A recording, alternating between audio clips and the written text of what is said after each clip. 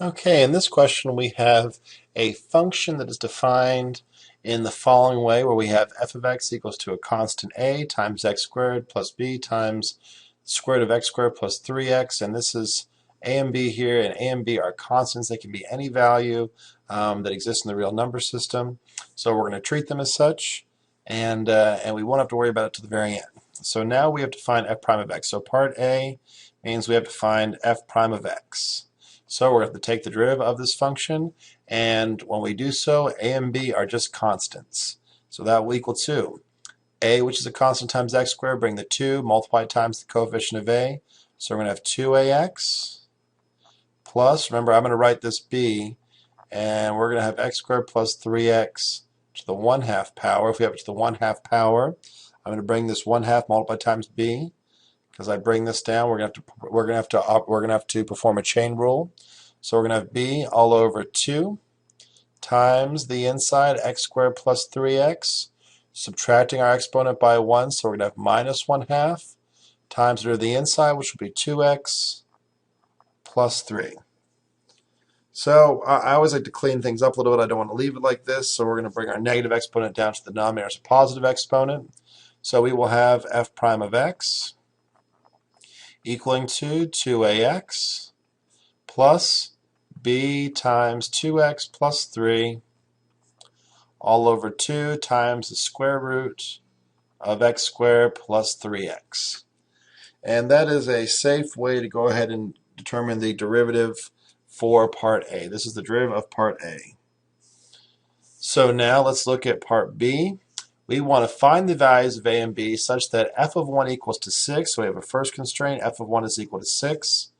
And then we have f prime of 1 is equal to 1. So let's go ahead and look at our first value. Plugging into our original function, we're not plugging into our derivative, we have to find f of 1. So we know f of 1 is equal to 6. Everywhere in our function we see next, we're going to plug into 1. So we're going to have 6, which equals to a times 1 squared plus b times square root of 1 squared plus 3 times 1. So 6 equals to 1 squared is 1 times a gives you a plus b times square root. 1 squared is 1 plus 3 gives you value 4. So 6 equals to a plus 2b. We have our first equation right here that we're going to need to use to solve for the values of a and b. With two unknowns, we need two equations. Now let us solve this next value. Let's solve this derivative here on the second side, f prime of 1, which equals to 1. We're going to have to plug into our derivative over here.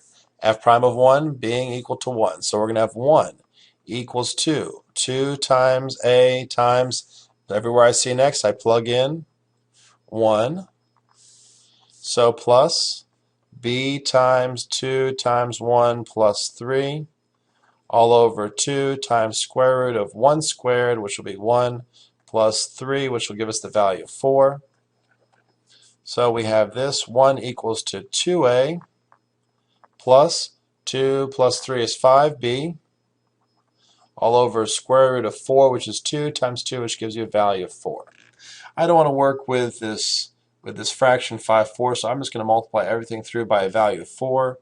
So I'm going to have 4 equals to 8a plus 5b. So I multiply the 4 times the 1, 4 times the 2a, and 4 times 5b over 4, and there it cancels. So I have these two equations. Since I have two equations, I can go ahead and solve for the two variables. I'm going to go using the method of substitution. I think that actually works out very nicely here. I can isolate a value of a because I know 6 equals to a plus 2b. I can subtract 2b on both sides, and I get a is equal to 6 minus 2b.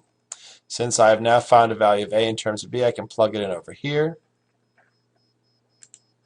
So I will have 4 is equal to 8 times 6 minus 2b plus 5b. All I do is plug in the 6 minus 2b for the value of 8. So I'll have 4 equals to 8 times 6 is 48. 8 times negative 2b is negative 16b plus 5b. Subtracting 48 on both sides, I'll have negative 44 is equal to negative 16 plus 5b gives you a value of negative 11b. Negative 16 plus 5 is negative 11. Dividing both sides by negative 11, and I get b is equal to a value of 4. So I've solved and got my first value, b is equal to a value of 4. Negative 44 divided by negative 11 is a value of 4. Plugging in over here, I have to find my other value. Find my value of a. So I have 6 minus 2 times 4. Plug directly in for b. So I'll have a is equal to 6 minus 8, which is a value of negative 2. Therefore, I know that a will equal to negative 2. So in this specific problem that has these requirements and these constraints that are given here, f of 1 equal to 6 and f prime of 1 is equal to a value of positive 1, the only time that will occur is when a is equal to negative 2 and b is equal to positive 4.